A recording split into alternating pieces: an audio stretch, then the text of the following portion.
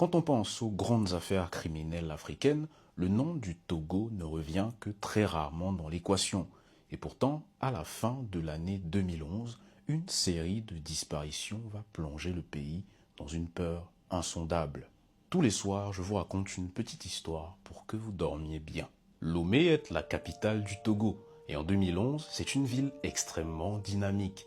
Les marchés sont bondés, les rues sont très animées et les vendeuses ambulantes sillonnent les quartiers du matin au soir.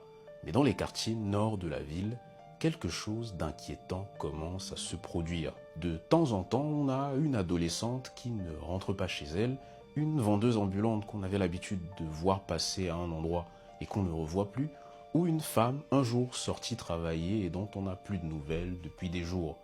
Et cette ambiance un petit peu pesante va durer pendant quelques temps jusqu'à ce qu'on retrouve les premiers corps. On les retrouve dans des broussailles, dans des champs, dans les endroits isolés de la périphérie de Lomé.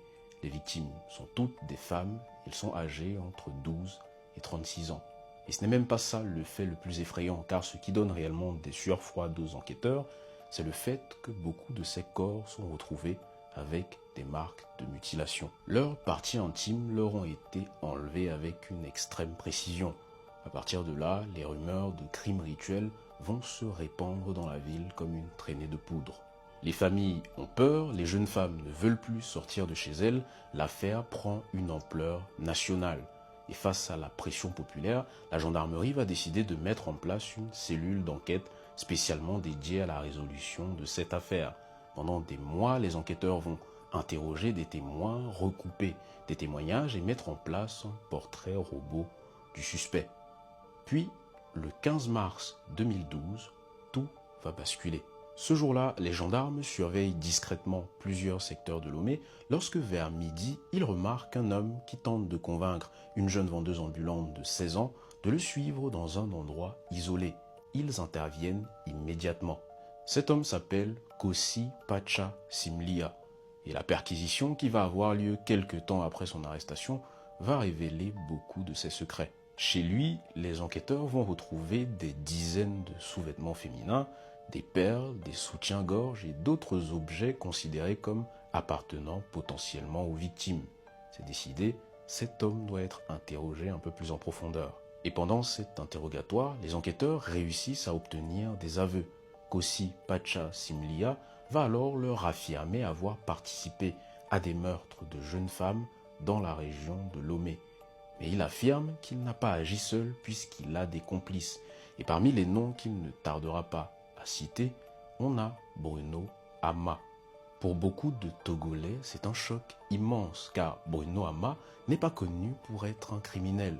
Au contraire, c'est le directeur d'une société de téléphonie d'État. Il est père de famille et membre éminent de l'église adventiste du 7e jour. Mais quelques jours après les déclarations de Simlia, il va être arrêté à son tour. Et à partir de là va commencer une bataille judiciaire qui va profondément diviser l'opinion publique. Du côté de l'accusation, ils estiment que les éléments fournis par Simlia sont suffisamment détaillés puisqu'il cite des lieux, des détails sur les meurtres et qu'il insiste sur le fait que ses complices, dont Bruno Ama, ont participé à ces actions. Mais du côté des avocats de la défense, c'est un tout autre argumentaire, puisqu'ils affirment que Simlia aurait été torturé pendant sa garde à vue et qu'il aurait cité des noms sous la contrainte. Ils demandent donc à ce qu'un expert psychiatrique puisse examiner Kossi Pacha Simlia. À la suite de cet examen, le rapport dira que Simlia semblerait souffrir de troubles psychologiques et qu'il y aurait des incohérences dans son discours. Les proches de Bruno Ama vont alors appuyer ce rapport en disant que Bruno Ama et Simlia ne se connaissaient pratiquement pas, qu'ils se seraient rencontrés une seule fois alors que Simlia recherchait une aide financière pour l'une de ses affaires. À partir de là, l'affaire va prendre une dimension internationale. Des responsables de l'église adventiste du 7e jour vont faire des interventions publiques, des pétitions vont circuler sur les réseaux sociaux et des demandes de grâce vont être formulées. Mais malgré toutes ces contestations, la justice togolaise finit par rendre sa décision. Et le 12 janvier 2014, Kossi Pacha Simlia et Bruno Ama sont tous les deux condamnés à la réclusion criminelle à perpétuité sans possibilité de sortie. La deuxième personne désignée par Simlia, un certain Raphaël Pitti, sera quant à lui condamné à 28 ans de prison. Pour les autorités, l'affaire est terminée. Mais pour les soutiens de Bruno Hamma, elle ne fait que commencer. Aujourd'hui encore, plus de 10 ans après que le verdict ait été rendu, les débats continuent. Les familles des différentes victimes estiment que justice leur a été rendue par les peines qui ont été données à ces hommes, mais les proches de Bruno Hamma continuent de dénoncer une énorme erreur judiciaire. Une question demeure donc. La justice togolaise a-t-elle effectivement condamné tous les responsables, ou est-ce que depuis bientôt 12 ans, un innocent croupit injustement derrière les barreaux? Je vous laisse dans les commentaires me dire ce que vous en pensez.